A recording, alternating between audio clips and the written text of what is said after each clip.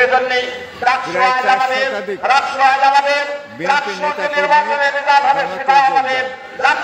নির্বাচনে আমাদের তাহলে আর থাকে কোথায় বিসিবির আমাদের তাহলে আর থাকে কোথায় সেজন্য আর নেতৃত্ব থাকে না বলে বাংলাদেশ জামাত ইসলামের পেছনে তারা অন্ধভাবে তারা বিরোধিতা করে যাচ্ছে। আপনারা এই বিরোধিতার মোকাবেলা করবেন সব সাহস নিয়ে, সব পথে সব দলে আছে। অতএব আগামী দিনের যে নির্বাচন, সেই নির্বাচনে বাংলাদেশ জামাত ইসলামের চুয়াডাঙ্গা 2টি আসন,